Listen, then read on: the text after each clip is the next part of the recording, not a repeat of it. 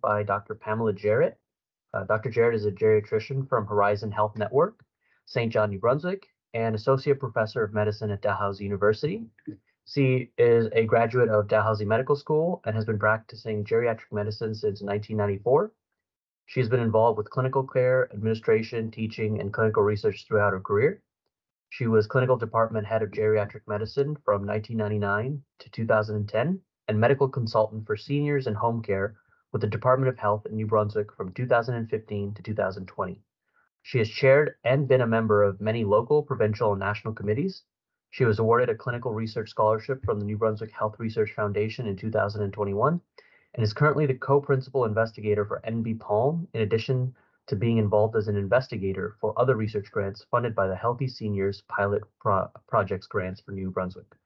She's currently a researcher with the Canadian Consortium of Neurodegeneration and Aging, CCNA, and she has published over 30 publications and over 100 conference and poster presentations nationally and internationally. In 2022, she was awarded the New Brunswick Lieutenant Governor's Award for Excellence in Aging. As a co-lead for this research project, she oversaw the clinical and medical aspects of this project. In 2023, she was appointed to the Federal Ministerial Advisory Committee for Dementia. Today, Dr. Jarrett will be speaking with us about doing clinical trials virtually and if that is truly possible. Thank you for joining us today, Dr. Jarrett. Please take it away. Great. Thank you very much. Thank you for the kind introduction, and so nice to see all these familiar faces.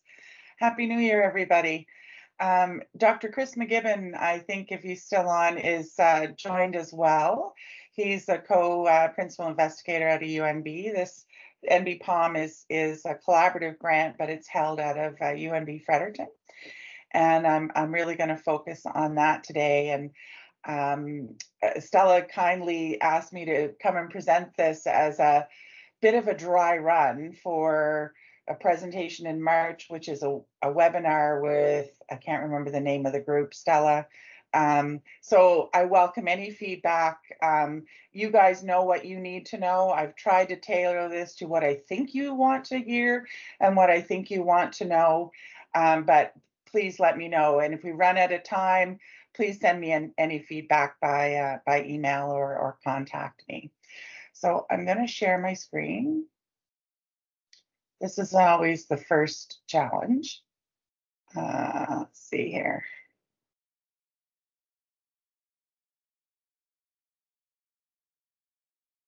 All righty. Got a slideshow.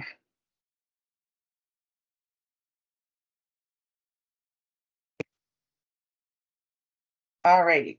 So what I'm going to focus on here today is sort of a bit of the nuts and bolts of how we did a clinical trial in targeting older adults at risk for dementia. So that's what we're focusing on. But I'm going to give you a background of the overall HSPP project called NB-PALM.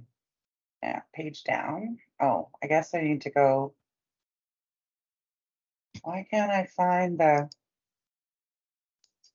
There we go. I just need to click on it. So NB-PALM stands for New Brunswick Brain Health Initiative, Preventing Alzheimer's by Lessening Modifiable Risk Factors.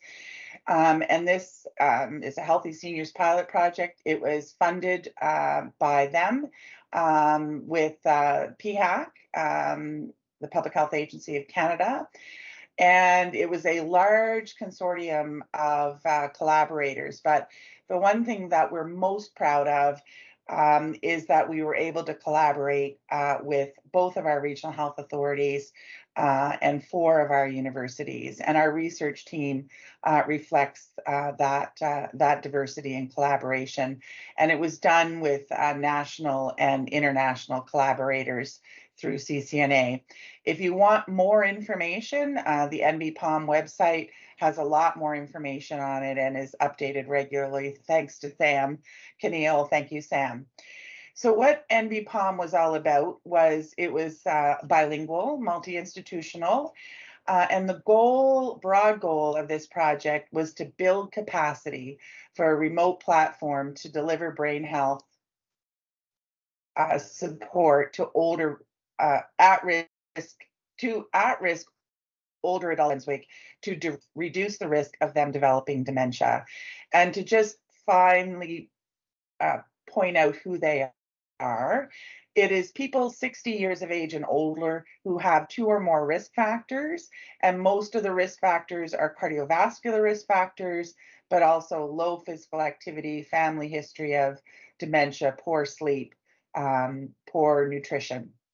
Or if they had a diagnosis of subjective cognitive impairment or mild cognitive impairment. I should say that when we put in for the HSPP, we had not hit COVID. We had had our first meeting the beginning of March, and this study was designed to occur in 3 cities in the province of New Brunswick. And by the end of March, we realized that that was not possible, and we had to rejig the whole protocol. We really didn't know if this was going to work because we knew now we had to do this remotely. And what I will say at the beginning, not to steal the thunder at the end, but I think this project is much better for the change that needed to occur for it to happen remotely. But we were nervous. So this is the team.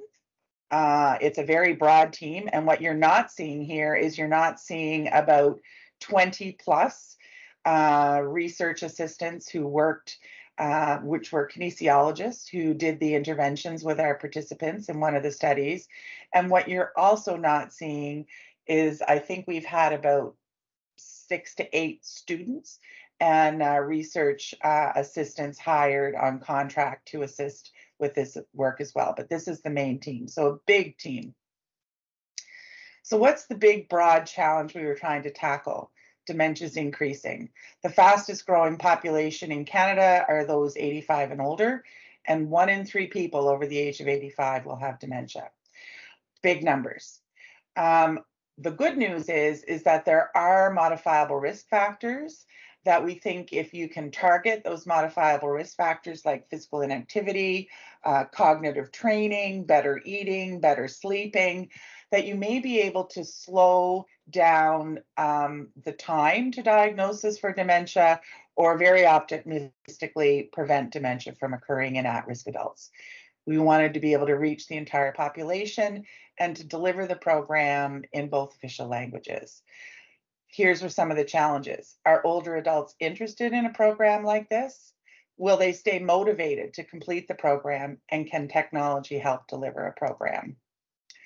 So there was 3 overall research objectives for NBPOM, and I'm really going to focus in only on Synergic at Home, but I'm going to talk very, very briefly about the others. Objective 1, which was led by Dr. Bryn Robinson and Dr. Linda Yatman, explained to us how important it is to first understand the target population that this study was about. So how do we engage with older adults in New Brunswick? What matters to them? How do we reach them? How do we entice them? What are the facilitators? What are the barriers? So they did a huge amount of work with this population, older adults in New Brunswick, with surveys and focus groups, and have a tremendous toolkit that's available on the NBPOM website that focuses on the results of this and gives some very, very helpful tips on how to begin to engage with older adults in New Brunswick and what matters to them. The second objective was to try and look at brain health support interventions that could be delivered remotely. Were they feasible? We wanted to deliver them in all across New Brunswick in both languages. And that study is called Synergic at Home. And the third objective was to work with NBIRDT to see if we could look at our communities in New Brunswick with respect to their dementia risk profiles, to see how many communities had high rates of the modifiable risk factors, which might help target some of these types of interventions into the future.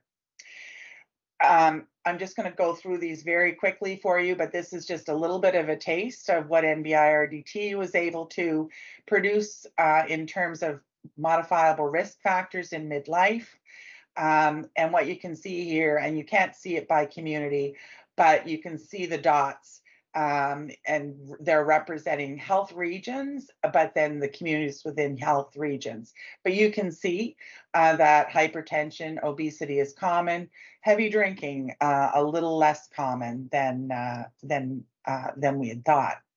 Look at this one: physical inactivity, smoking, lack of community belonging, single marital status, and diabetes. You think about all the money that is spent on prevention of diabetes and smoking and the treatment of diabetes and smoking, and then you say to yourself, how much is spent on physical inactivity?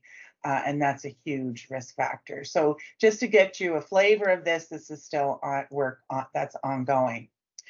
So Synergic at Home, there's a published protocol that is open access in the BMJ. You're welcome to pull it up and read all the details if you like. But this is the path that we used for the clinical trial. So some of the highlights in terms of the challenges we faced was, how do we do this in a bilingual format across the province and through both regional health authorities? We needed to find ways for our research team, not only as principal investigators and the main team, but how do we engage with the patients? How do we arrange for consent? How do we arrange for recruitment? How do we do these exercises and cognitive interventions remotely, all the while needing to follow the parameters set out that we all know about the rigor that's needed for clinical trials. Don't worry about the details on the screen. I know there's a lot of information. If you want a lot of detail, you can get that out of the journal article. But basically what we needed to do was enroll patients remotely, and I'm going to give you the nuts and bolts of how we did that. And they were randomized into 4 different intervention arms. It was a double-blind study, so the people that were doing the assessments, the research coordinators, were blinded from what intervention group they went into. Those of us who were reviewing adverse events were also blinded to which group they were in. So we had to do a lot of maneuvering to ensure we still kept the blinding. But the 4 groups were exercise, which included aerobic exercise and resistance training, and a cognitive training program called NeuroPeak, which was developed in Montreal and is in French and English and is delivered through a computer interface. The second group was the combined exercise and cognitive control group, which really just included web searching and video watching. Control exercise, which was not sit on your chair and not do anything. It was actually some balance and training exercises, but not the aerobic and resistance training, and NeuroPeak. And this was the balance and training and the controlled cognitive training. So what about the remote operations? Well, we went with Zoom for Healthcare. It seemed to be, it was secure. It met the privacy standards that we needed for a clinical trial. Teams was not so readily available at the time that we were doing this. So we went with Zoom. The other challenge we had, because we were all remote, we were all in different cities and different locations. It's not like we could put everything in a binder, clip the binder, put it in a locked filing cabinet and lock the door at night. We had to find a way to store all the documents. So we used the SharePoint site at UNB, various roles and various access to the different folders was granted by the project manager depending upon the role in the study. We had to ensure that the data was all anonymized, but we also had to deal with the storage of data that was not anonymized, that was necessary, like the informed consents, like the letters to the physicians, and we had to restrict all of that access. So it was quite a feat to get that done, and then we had to make sure everyone could access the documents they needed. And of course, I think all of us had known how important couriers were going to be at the beginning of COVID. That might have been a stock investment that many of us would have made. I don't know if you had the money to do it, but we needed to ensure we had a good, reliable delivery system, because the stuff that needed to go out needed to go by courier.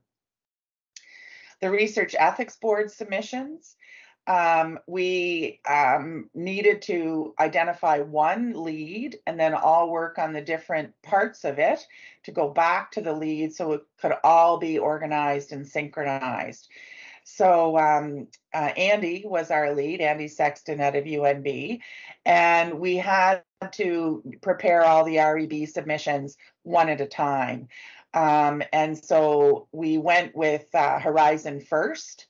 And then when we had met the requirements for Horizon, we then went to Vitalité.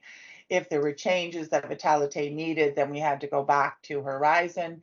And then we went to UNB and U to M.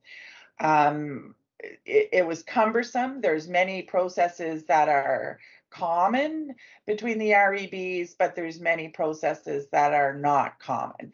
So the adverse event reporting is one. It's reported differently in all different REBs. So it was a lot of work to do it, but understand the necessity of this, but would also sort of ask that if there's any way going into the future we can try and streamline some of this. I think it would be helpful for all involved. The recruitment. Well, it's not like we could put flyers up in the doctor's offices because everyone was getting care virtually. No one was leaving their homes. So what we decided to do was to do a CBC radio interview in both languages, and then there was a web article that went out based on the interview, and that was in the fall of 2021. Within a week, we were completely inundated and flooded with interested people. We had heard from about 370 people about their interest in Synergic at Home, and the other intervention was called Brain Health Support, which was an educational online module. We had to scramble to figure out how do we get back to all of these people and keep them engaged. So we did all that. And we also advertised on Facebook. So we had to set up a Facebook account. We needed to have our NBPOM website up and running and a central email that all the emails could go into. So we started the recruitment in the winter of 2021. We completed recruitment in the summer of 2022, and the last participant completed the study in 2023. So we were concerned about recruitment, but it turned out that we really only had to utilize one recruitment effort, and we were able to get our participants. Obtaining consent. So what we chose to do was the people that had contacted us, we recontacted them by either back by phone or email, whichever way they had asked. And then if they were still interested, the two of our research coordinators did some pre-screening. And this was really just to look at high-level inclusion exclusion criteria. Did they have a computer? Did they have internet? And by doing that, we were able, between all of those folks that didn't meet the criteria or didn't continue to be interested, we got down to about 40%. So we didn't have to move a lot of the people completely through the screening process, the consenting and screening. We were able to pre-screen out a large number of people. And the people that we did get to consent, 83% of them were successfully randomized. So I think all of you know that, the importance of the pre-screening. And this was all done remotely. So once somebody was interested, they were set up with one of our clinical research coordinators who contacted them, set up a meeting on Zoom, went through more details of the study, I think they were sent out the consent form ahead of time, or they went through it with them on Zoom. If the person was interested, and they had their questions answered.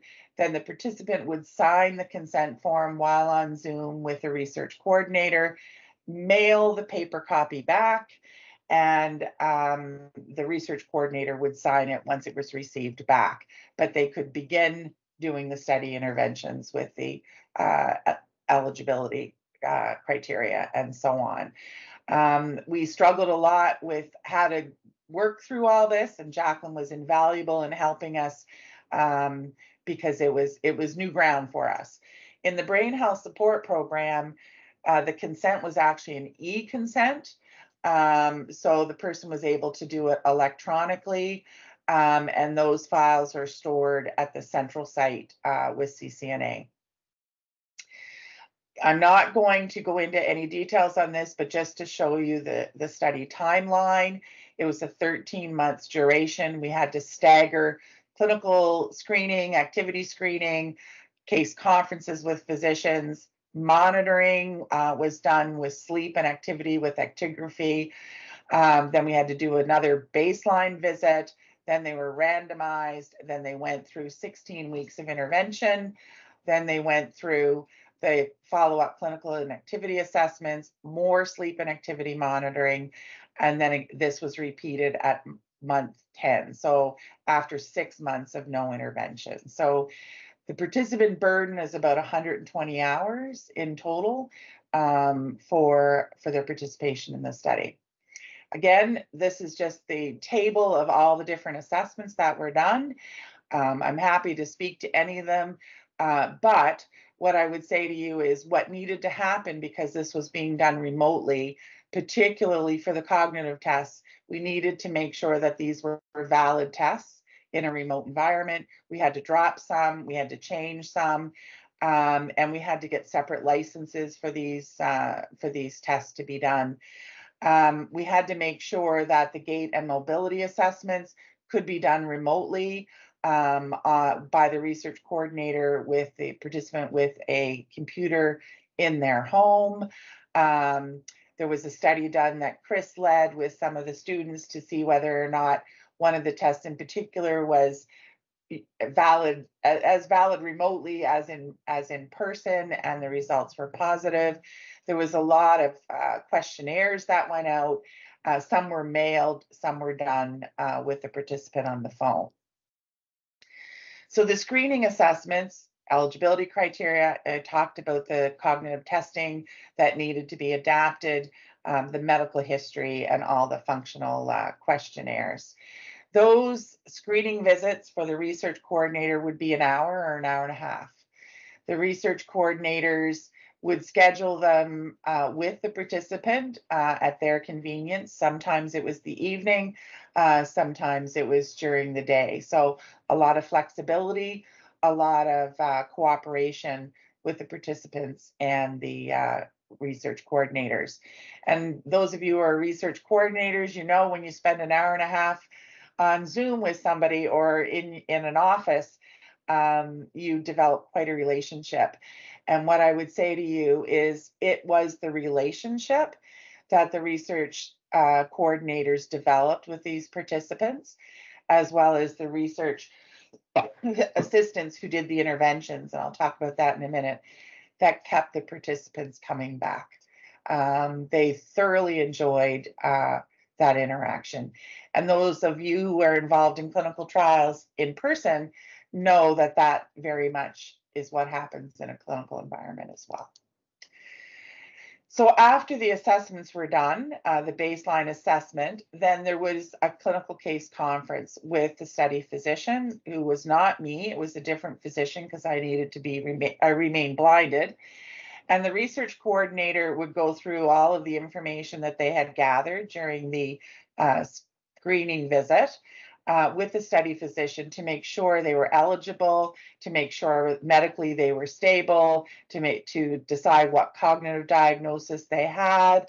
And then the study physician and the research coordinator were joined by the participant for the last 30 minutes of the meeting, so an hour in total. We didn't do any physical examination. we decided we didn't need to do that. And actually, we didn't really know how we could do that. But the other project, the Brain Health Support Program, we actually did an abbreviated neurological exam remotely.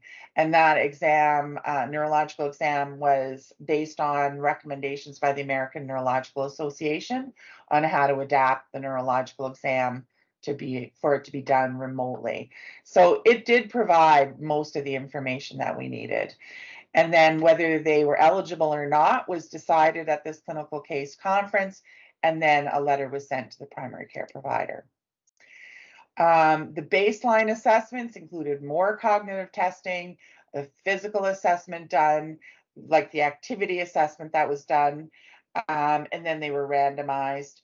Then the third research coordinator was contacted because she was the only one who actually knew which intervention arm each participant went into, because the other two research coordinators needed to remain blinded. So she set those meetings up with the research assistants who were kinesiologists who had received additional training to do these exercises. And the intervention occurred 3 times a week for 90 minutes per session. So not an insignificant amount of time. The equipment needed to be mailed out to people prior to the interventions. We asked people, if one of your friends is involved in this study, don't talk to them about what equipment you have, because if you had the resistance training, you would have received some elastic bands in the mail, resistance bands, whereas the person with balance and training wouldn't have received them. And really, the blinding remained excellent throughout the project. Zoom was our friend. Everything was done at home, and NeuroPeak, as I mentioned, was done over the computer as well.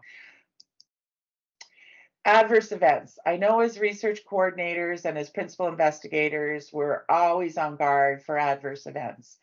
And I was quite concerned about adverse events at the very beginning. And those of you who know me know that I'm a bit of a worry bird, but I'm always worried about the adverse events that could happen in somebody's home.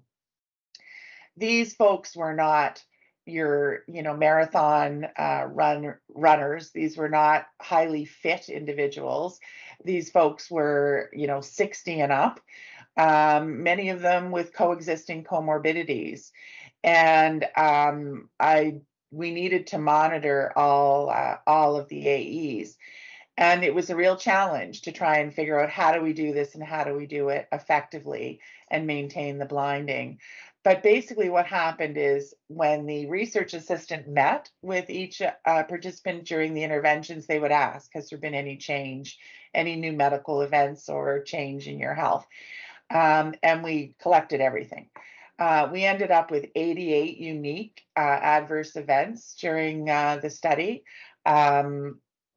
None of them there was one, I think, that was serious during the intervention, but it was totally unrelated to the intervention.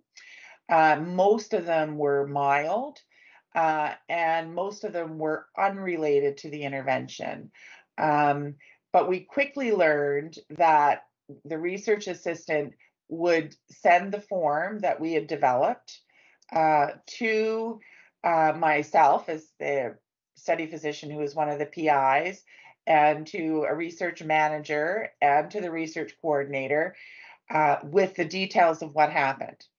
I would review it for what happened, ask for clarifying questions, and would provide a guidance in terms of whether modifications were needed. So stop the intervention, they need to see their family doctor, or so on, or so on.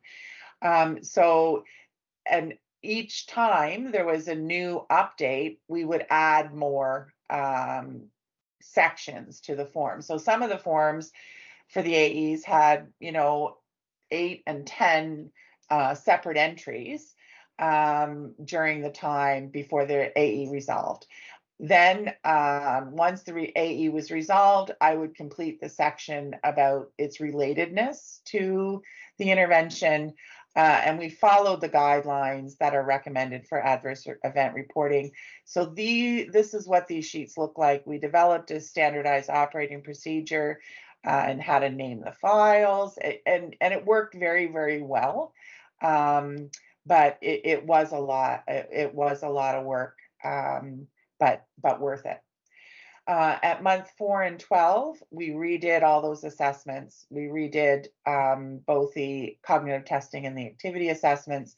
We had another clinical case conference with the study physician to make sure there was no change in diagnoses. And then letters went out to the primary care providers or primary care physicians. The majority of these patients had primary care physicians. There was only a few with nurse practitioners. We did lose some participants because they lost their family doctor, and that was most unfortunate. So that's what we did. I'm just going to give you a real quick, because I'm sure you're dying to know. So what happened? Well, we consented 72. We randomized 60. The average age was 70. The majority of them were female. 22% were francophone. 42% were rural. Most had, this doesn't have the all the details, but the majority of them had either community college or university or up. The activity level by actigraphy was about 3,600 steps per day. And you wouldn't believe how hard it is to find out what the baseline is in older adults for what number of steps per day should be. But as far as we can tell, this is in the low to maybe low moderate range.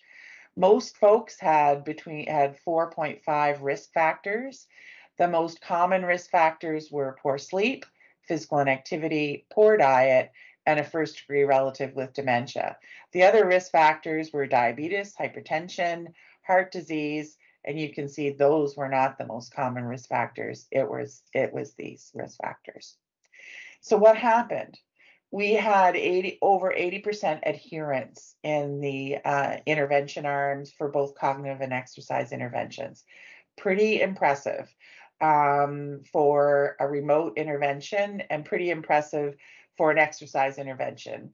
And the example I usually give is, the Q-Plex walking trail is packed on January the 1st because everyone's decided I'm going to walk more.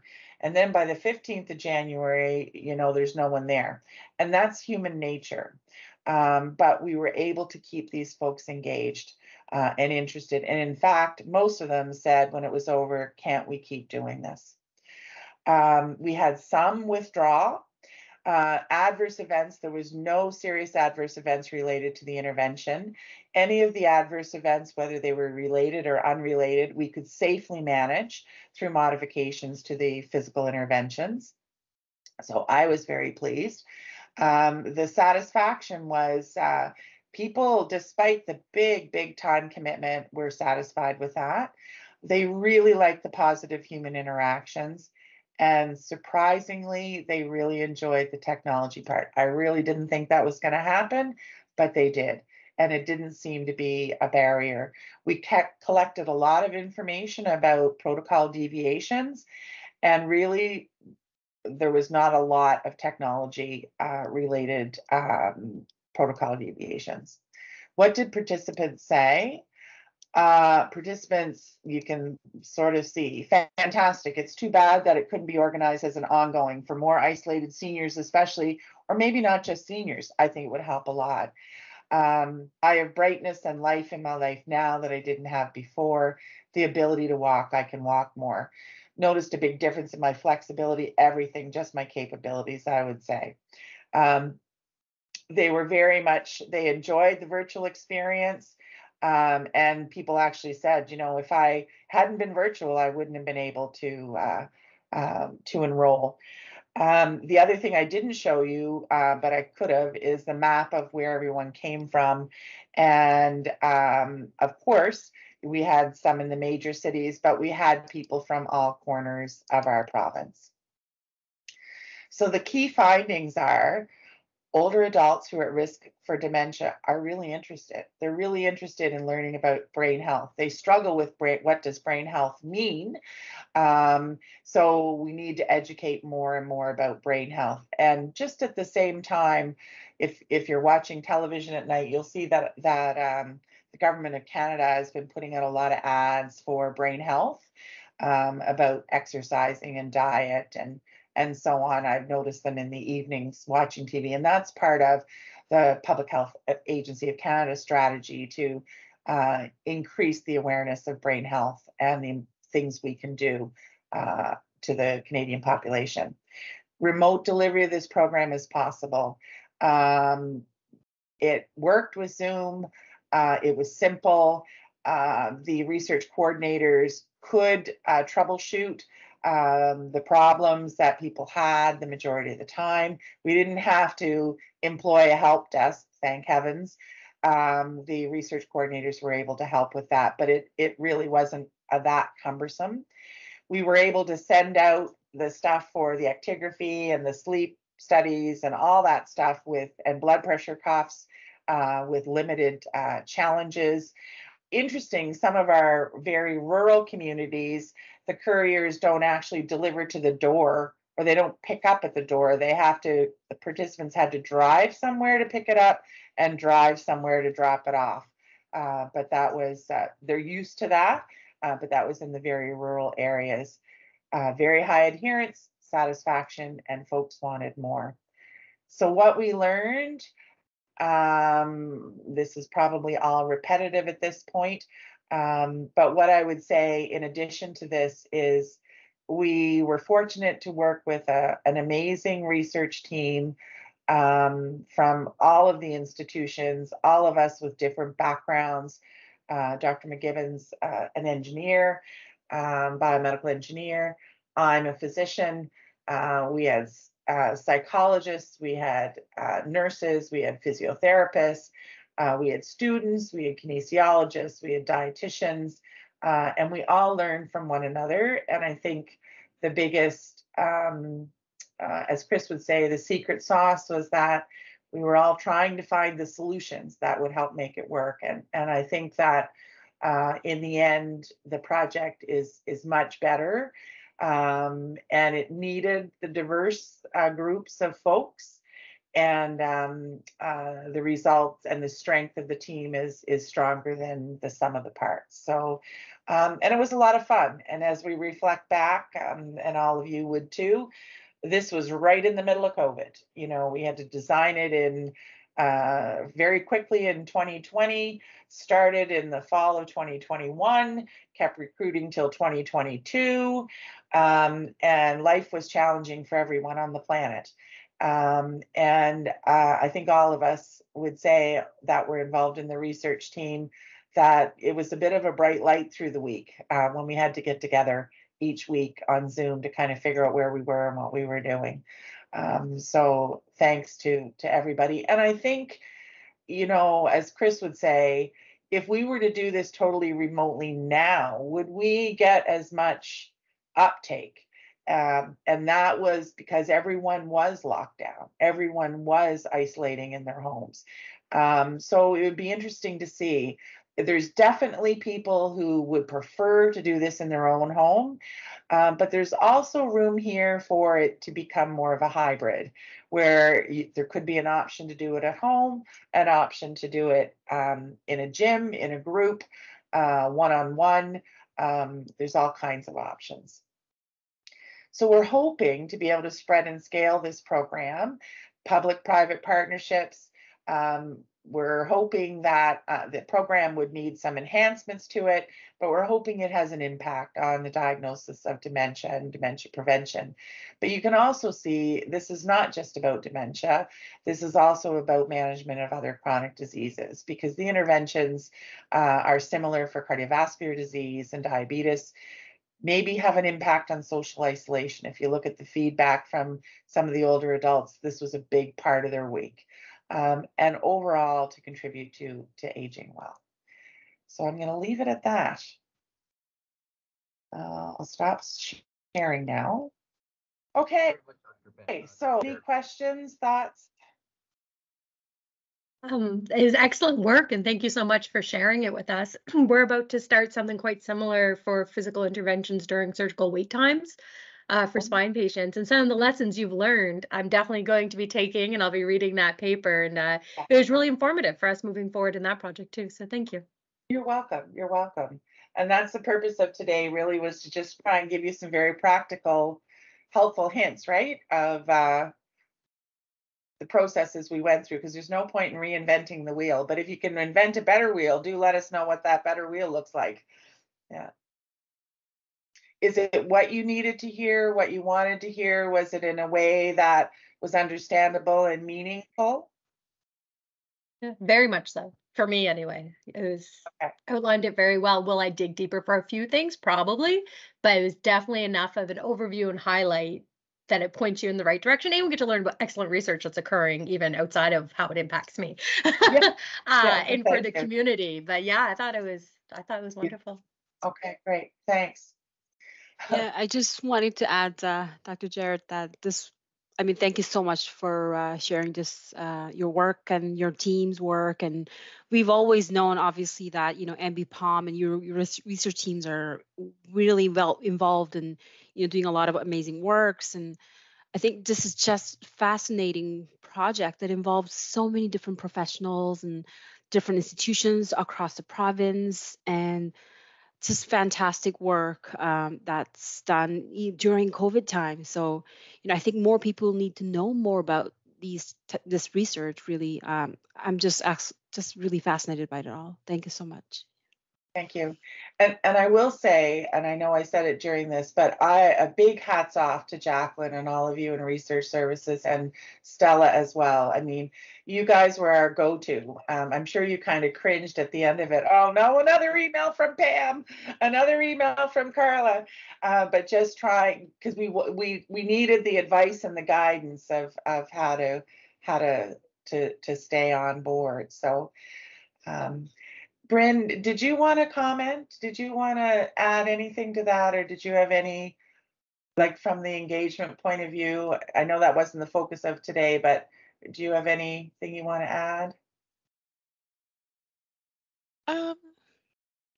No, I guess I think you touched on it a bit, and it certainly came out in other pieces of the work. And maybe this is what helps with the success of the program. With any clinical trial, but virtual especially, is the relationship building. So having that ability to connect meaningfully with the clients or the patient, and I think that's what helped strengthen that bond virtually. And so even if one was to move to a hybrid model, you still have to, I think that would be a focal point in the, in how that works. And I don't think it takes a lot of additional effort, but certainly I think it takes, just a few extra minutes, just to make that connection, right? So. Okay, thank you.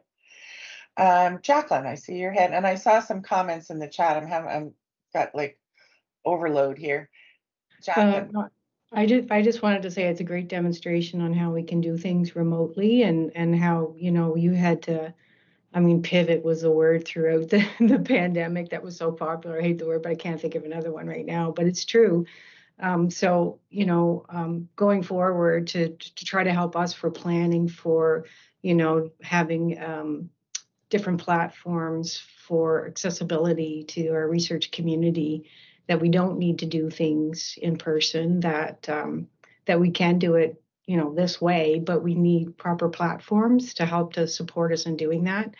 So, I think this is a really good demonstration to even take forward and share throughout the organization of how there's innovation in this as well, because you did have to move and do different things. And we're creative problem solvers in New Brunswick. However, we don't want to continue to be creative problem solvers. We want to be planners too. So, I think I may touch base with you about sharing it a little bit more widely so that we can support the community and the research community in doing more of these things, research projects remotely. So, yeah, it was an excellent job. And I touched base with you a couple of times, but really congrats to the whole team. I had no idea how much, or I had some idea. I'm not going to say I had no idea how many people, you had working collaboratively on your team. It's just amazing. Yeah, and you said touched on relationships. Everything's about relationships. I agree. It's so important, right, to have good, really good, solid relationships. That's how things work. Exactly. Yeah. Thank you, Jacqueline. Thank you. Chris or Carla, I see some of the comments I'll come to in a moment, but Chris and Carla, did you want to add anything? No, I don't think so. Except for there was a question about incentives, and we used gift cards. Just don't ever use gift cards. Yes. There's my word of advice, because as far as tracking them and having to get a response back, I think there's a way of doing electronic ones, but physical gift cards, yeah, don't ever put that in your protocol. It's a nightmare to administer and manage. Yeah. Yeah, great advice. Great advice for sure. Yeah, the only thing I would add, and Pam certainly did talk around this, but you know, really one of the critical elements of the success of a project this large is having a dedicated project manager, someone who can actually interface with the clinical side and can interface with the IT side, can interface with the clinical trials side, the data side. It really was an essential part of this project, and it allowed the rest of us to kind of focus on the big picture and the things that needed to get done. And just knowing that we had someone in that, and this is Andy Sexton I'm talking about, who unfortunately UNB has lost. Now he's moved up to the community college, and I think all of us will probably interface with him again sometime for sure, because the community college does a lot of great research. So just speaking to the need to have that, it's not something to be overlooked. You know, it's not something you want to plug someone into that doesn't have the background or experience. So it's just one of those things to consider if, you know, you're ever sort of considering that magnitude of a trial where you're bringing in multiple partners and multiple institutions. Just the agreements, handling the agreements and the REBs alone is a full-time job. And you have to have someone plugged into that knows the landscape. And so anyway, that would be just my advice to add to it. Excellent. Great points, both Chris and Carla. We couldn't have done it. Well, we all realize we couldn't have done any of this without everybody, right? This is not, you know, this was a team effort. But, you know, as Chris said, maintaining that, all that coordination, and God love them, maintaining that SharePoint site and the REB stuff was like and the agreements, you know, that was quite a feat. And my advice too, don't worry about the gift cards. Honestly, I can't tell you how many hours we spent in meetings trying to sort out gift cards, let alone, anyway, maybe we did it wrong. If somebody has an easy way to do it, please let us know. Okay, I'm just going through the comments here. Thanks, Carol. How do we help spread? Anything you can do to help spread the word that this was a good thing. We continue to work with different organizations. We've applied for additional funding to try and get this put in place. We haven't been successful to date. You know, you can imagine this in a variety of places. You can imagine this in the primary care environments within the regional health authorities as a publicly available service. You could envision this as something out of a, so like the Y, for instance, that could offer things virtually and in person. And what, you know, so there's a variety of options. And so I think it's a matter of, we need some interested partners to try and do this. And I think we can simplify this. Like, you don't need to go through 3 pages of assessments, I'll tell you that. There's a few things you could do, but there's a few things that could be enhanced as well to make it more of the broader program. Unfortunately, because this study, in order to say to you, do you have, did you prevent these people from going on to develop dementia? My answer to you is, well, we could never figure that out in a year, right?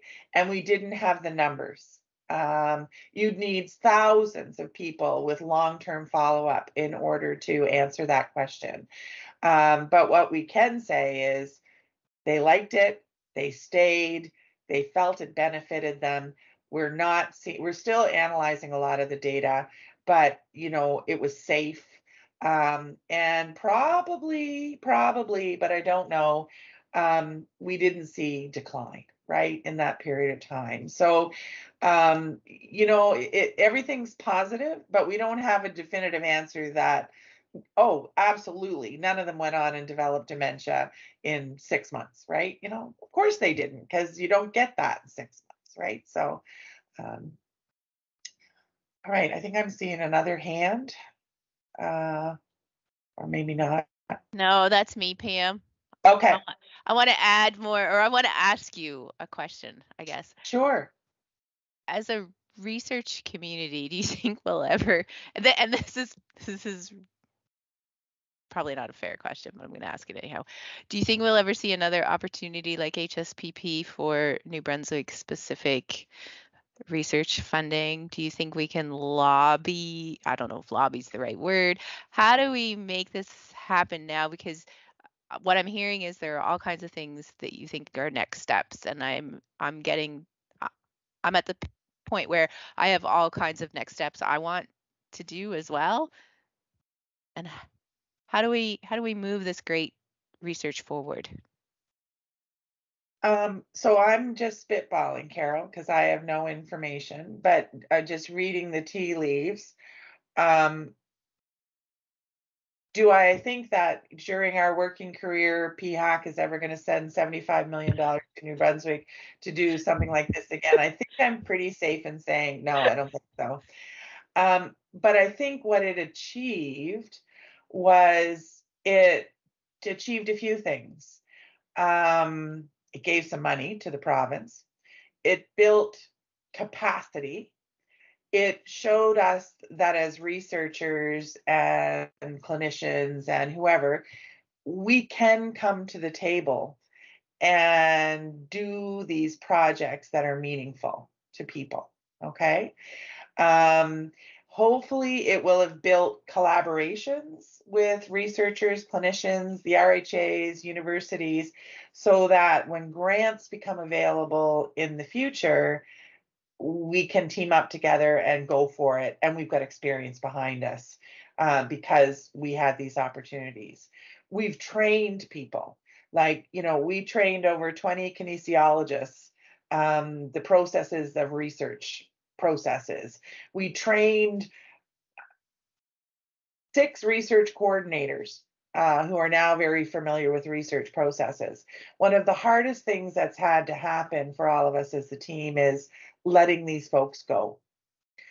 It is heartbreaking because they came to love it.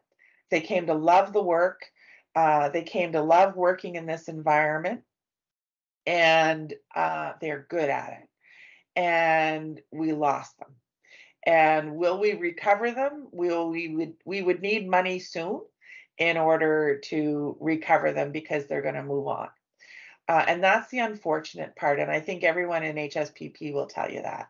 We built skills, we built collaborations. The challenge will be, will it go forward? I think part of it is from a government standpoint is, are there some opportunities here for government to pick up some of these projects and fund them for the betterment of people in New Brunswick? Is there opportunities for private organizations to cost share or pick them up and go for it? And then I see our role. I don't see me ever setting up a business that's going to deliver Synergic at home. That's not what I do. But what we would like to do is to be able to be a part of a good evaluation of a real life implementation of something like this. And that's where I think Horizon and the universities can come in to evaluate this stuff. I don't know if that answers your question, but those are my thoughts. Thank you. Okay. Aaron, do you? Well, not really. It's just I do feel like it's a bit weird that we got so much money for research, which is great, but no money was held back for successful programs to then be implemented. Right. So now, like what you're saying, you have positive results and positive impact for this vulnerable population, and now hopefully not, but there's a chance it will die.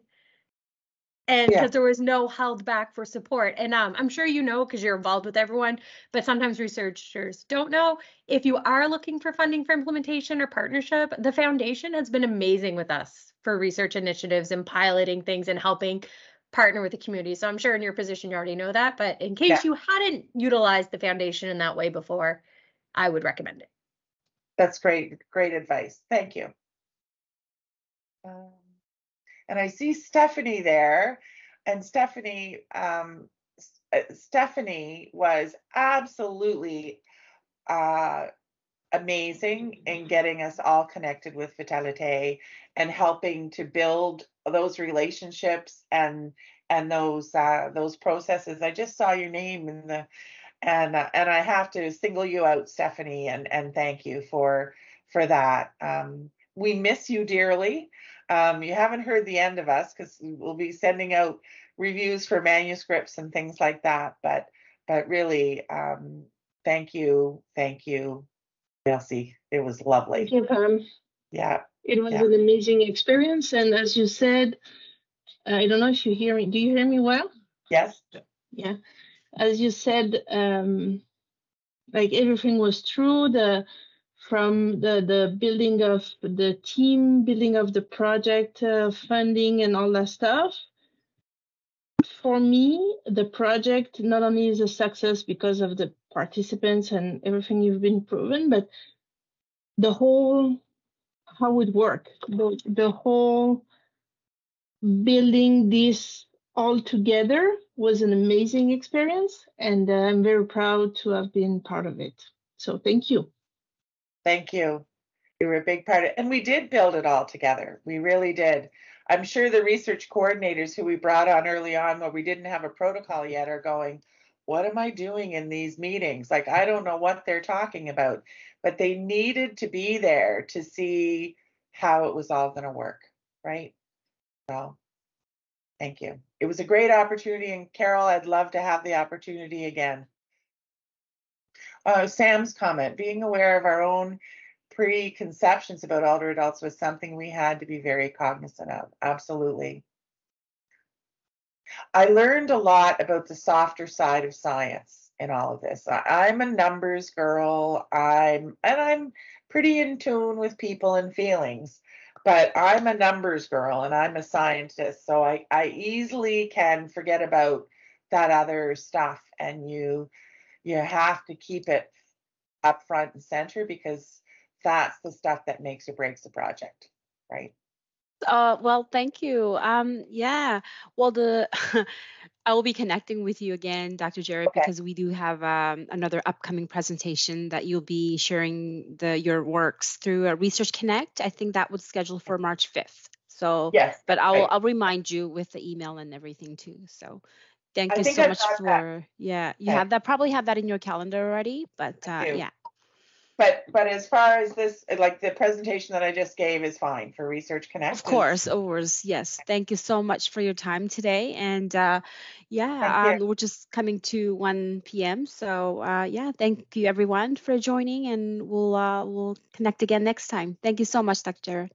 Thank you. Thanks, Sam. Okay. It was great. Thanks. Thanks. Bye-bye. Bye. Bye.